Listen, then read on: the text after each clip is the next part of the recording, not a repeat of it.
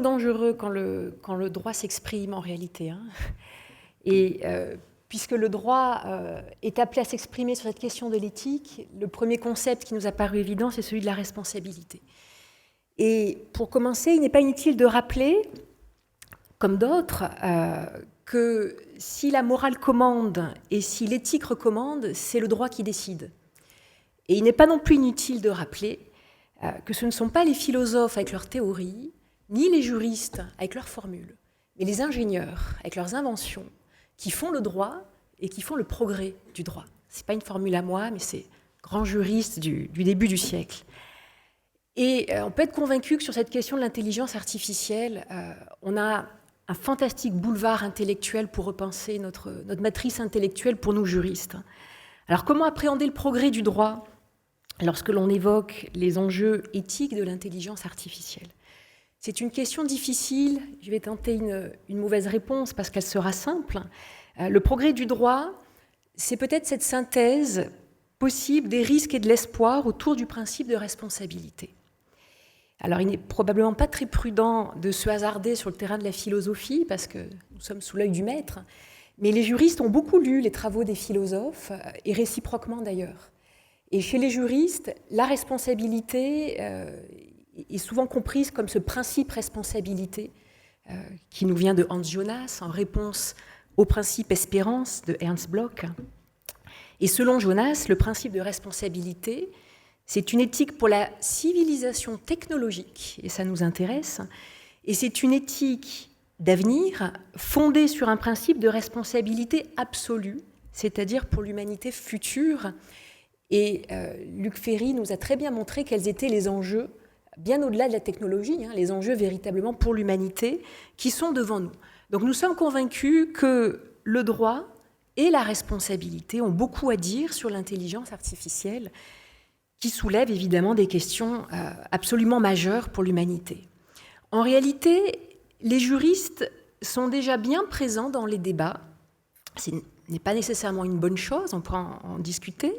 Les juristes ont déjà beaucoup parlé. Vous avez ici une mosaïque de tous les textes qui existent sous forme de recommandations, de communications, de fameuses guidelines, qui mettent la question de la responsabilité au cœur des enjeux depuis au moins 2019. On trouve l'OMS avec la question de l'éthique et de la gouvernance, évidemment la Commission européenne qui est aux avant-postes, qui veut construire une IA digne de confiance, avec pour maître mot l'excellence et la confiance. L'OCDE, le 22 mai 2019, recommande l'introduction du principe de responsabilité dans le domaine de l'intelligence artificielle.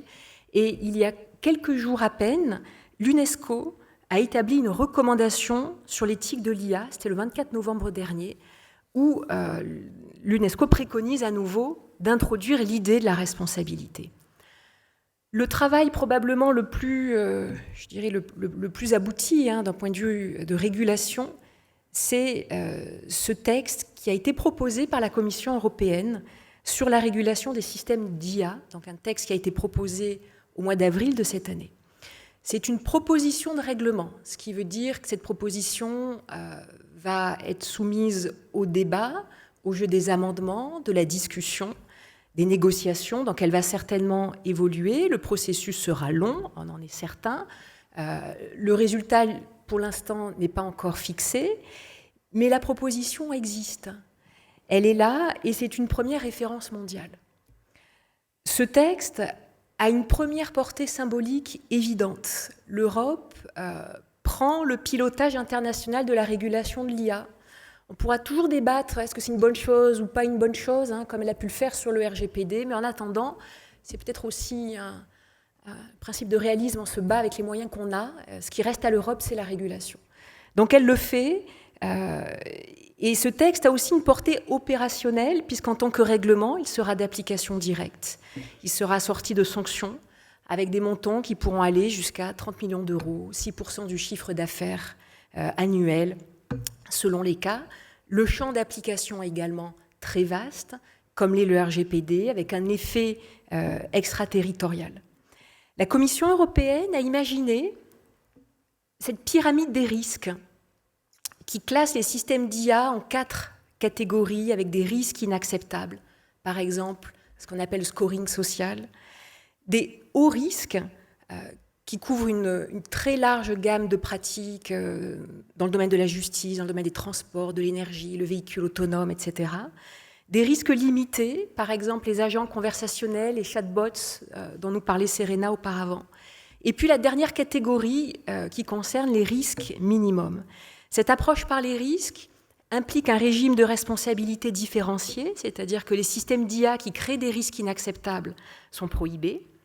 Ceux qui créent des risques élevés sont soumis à des obligations de documentation technique, avec rédaction de process, d'évaluation, de mise en conformité, rédaction de documentation technique. Donc là, il va y avoir un travail fantastique pour les avocats, ça n'en doutons pas. Les systèmes dont le risque est limité induisent uniquement une information de transparence, c'est-à-dire informer l'usager qu'il est en présence d'un agent conversationnel et pas d'une véritable personne. Et puis enfin, les systèmes dont le risque est minimal échappent à toute régulation.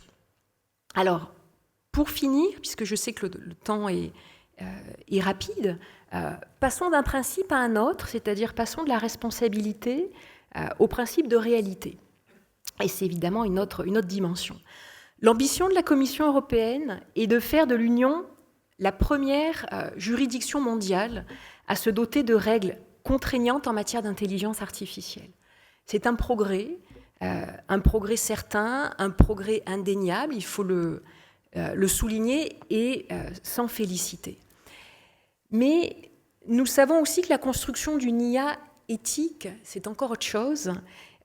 C'est le combat très clairement, c'est le combat de notre génération, c'est notre combat des temps modernes et c'est un combat qui se mènera dans les entreprises et avec les entreprises, car ce sont elles qui sont aux avant-postes de l'intelligence artificielle, ce sont elles qui créent les systèmes d'IA, ce sont elles qui les mettent sur le marché, ce sont elles qui les contrôlent et ce sont elles qui en retirent les avantages économiques.